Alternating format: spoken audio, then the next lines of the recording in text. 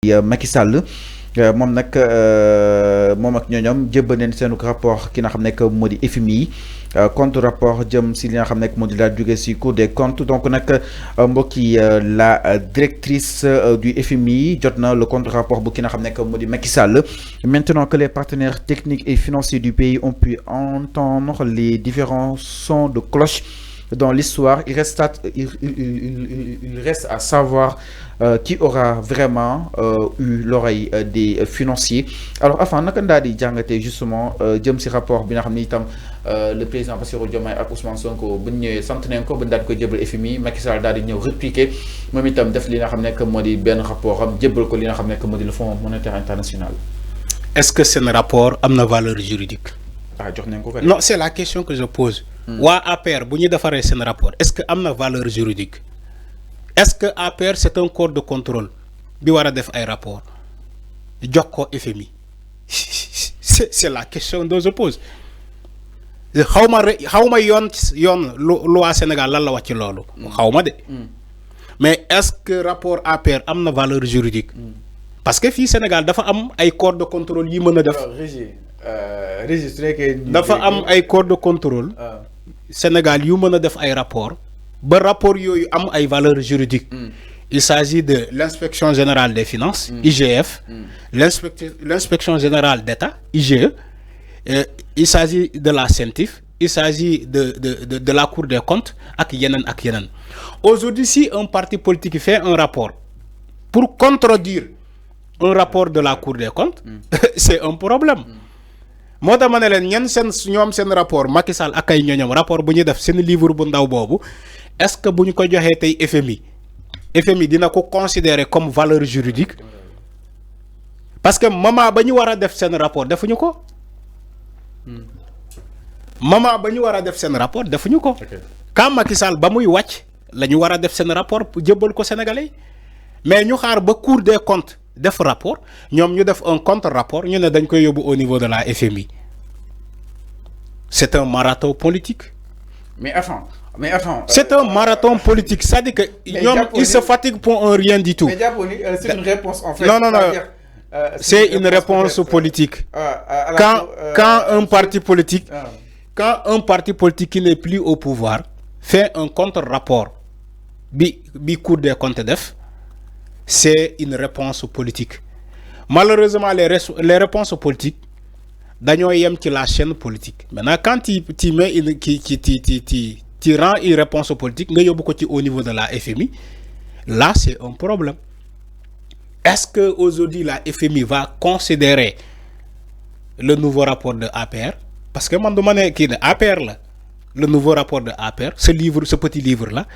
Est-ce que ñoom dinañ ko considérer comme un livre qui a un caractère juridique? Mais le fait que je ne crois pas. Le fait que jël nañ ko. Non, réception de documents. Non, en fait.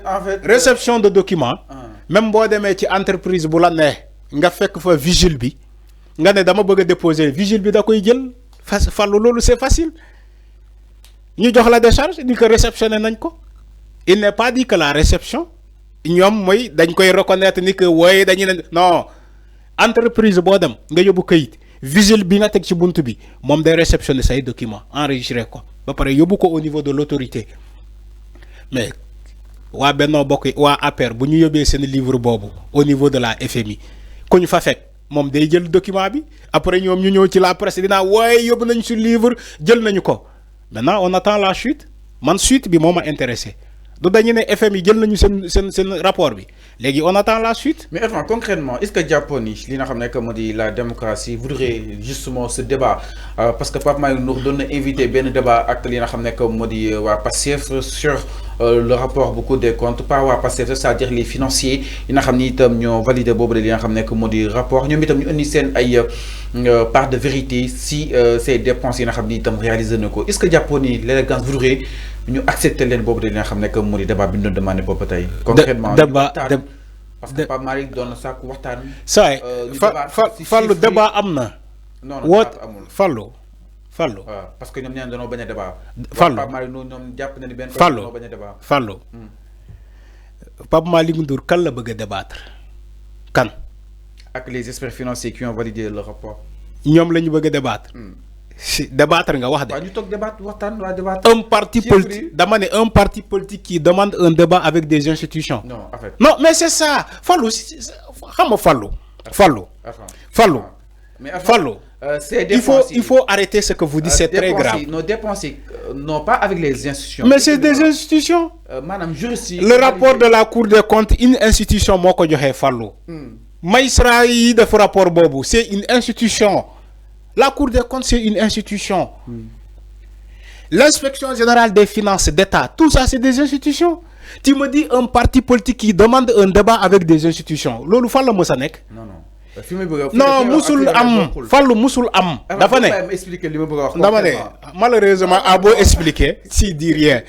Parce que yo, tu veux coûte que coûte être l'avocat de Pape Malick Ndour, en sachant que Pape Malick Ndour n'a rien dit. Non, ce qu'il a voulu dire, il n'a rien, malheureusement, il n'a rien dit. Attends, je ne cherche pas à Damane, depuis Matousalem, l'avocat de Pape depuis la nuit des temps, depuis la nuit des temps, un parti politique n'a jamais débattu. Moussoul dialogue avec des institutions. Mais enfin, je vais reformuler un parti politique, un parti politique, vous voulez des politique, d'affaire dem ci la chaîne politique, me débattre avec des acteurs politiques. Mais avant, donne-moi le son de reformuler ma question. Allez-y. C'est-à-dire, dépenses yi dañoo ne waa APR ñoo ko def ak ñi àndaloon ñoom itam génn neen weddi jàpp ni li nga xam ne que moo di dépenses yi ni ko Cour des comptes daal di defee dalul seen xel concrètement li ñu bëgg mooy débattre. Enfin ñoom am nañ seen ay arguments Cour des comptes aussi am na ay arguments ñu toog waxtaane ko c'est-à-dire suñu ne fii dépense nañ fi 100 francs ñoom peut-être dinañ war a mën a justifier que li tax dugal ñu fi 100 francs Cour des comptes tamit justifier que li tax 100 francs daal di fi dugg entre autres parce que c'est-à-dire la démocratie en voudrait ainsi ñoom sax dañoo bëggoon FMI daal di koy arbitrer nekk seen diggante ñu daal di koy waxtaane concrètement. dama ne gis nga lu ñu bëgg a garaawal ci FMI FMI ce n'est rien du tout. Le Sénégal est membre de FMI. FMI jàppale au Sénégal. Sénégal day contribuer ci FMI. Il faut que nous sachions lolu. Sénégal, c'est un pays membre adhérent de FMI. Day contribuer ci FMI.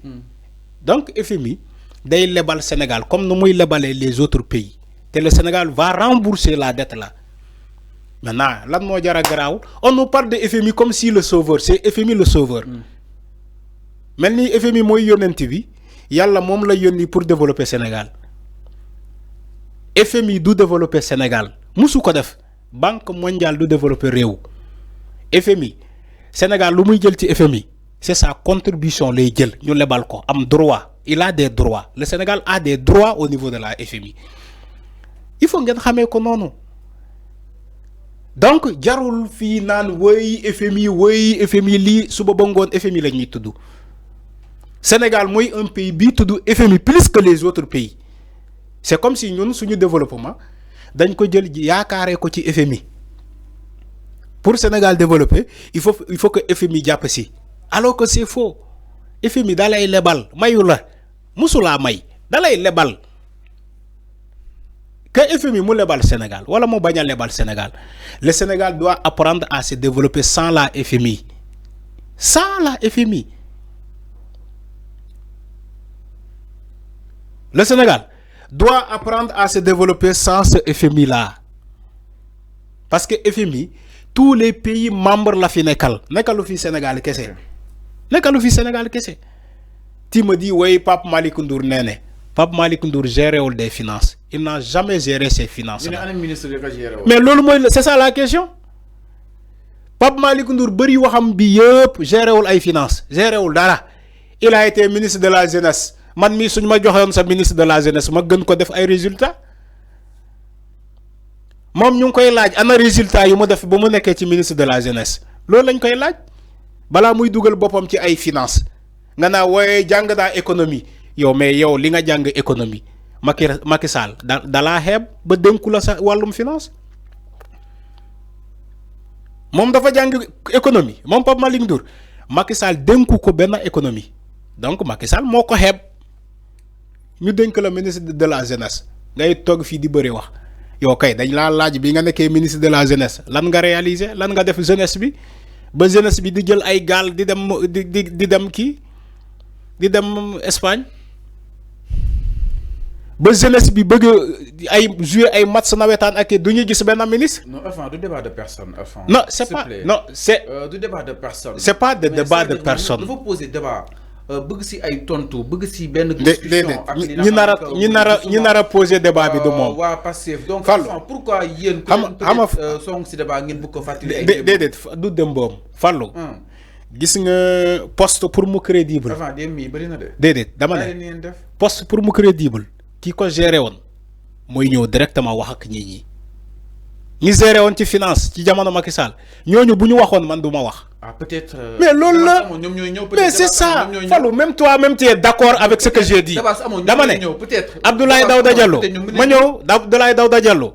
bu ñëwoon poser ces questions là je serais d'accord. dama ne comme moom moo nekkoon ministre des finances donc il a droit de dire ça keneen ki nu mu tudd Amadou Ba qui était ministre des finances bu waxoon loolu excepté dem si yàlla si Mamadou Moustapha Ba.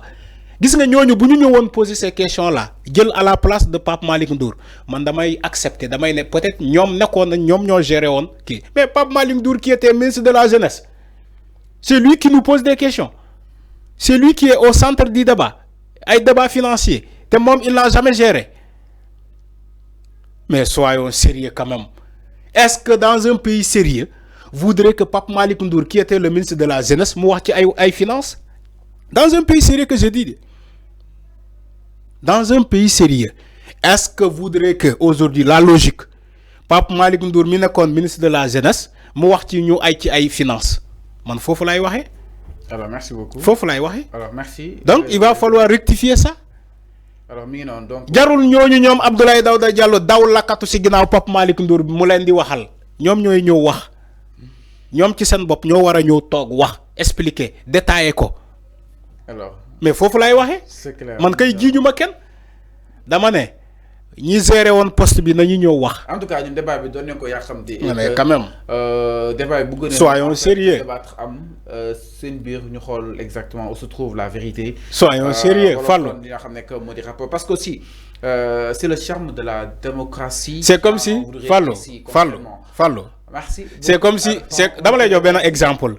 c'est comme si ñu ne ma un ministre de l'énergie un ministre de l'énergie qui vient défendre un dossier sanitaire ñu wax ci ay hôpital nga gis un ministre de l'énergie bi gérer énergie mu ñëw jël la place du ministre de la santé et di expliquer c'est ce que Pape Malick Ndour est en train de faire aujourd'hui. Un ministre de la jeunesse fallait. Non, si, c'est la même chose. Peut-être sa spécialité aussi, parce que le ligue, moi, je suis à ANSD. Et il n'a jamais géré un ministère des Finances. Non, si. Journaliste Fallou. Ben agence de com si benen. Fallou. C'est-à-dire, madame, comprendre. Un ministre qui n'a jamais géré des finances n'a pas le droit de décortiquer des finances, de dire des finances, oui, ni l'on géré on, ni l'on dépensé on. C'est comme si c'est pas la même chose. C'est pas la même chose. Tu me parles des juristes. Donc, dama qui gère mon meññoo tok ci table bi jaakarlo ak sénégalais ne len man ma nekkon man ma géré won. Ni la ko non si lool la. Non, rapport bi ku nek da ngay dem ak sa appréciation. Non, Fallou, il n'apprécie pas, il ne donne pas des commentaires. Damane, il n'apprécie pas, il ne donne pas des commentaires. Okay. Il relate des faits. Il nie même des dates, des faits. Pape Malick Ndour, il nie même le rapport de la Cour des comptes. Ni ngeen ko waxe baxul, li baxul. Alors que yow tu n'as jamais géré les finances. Merci beaucoup. Non, il faut arrêter quand même.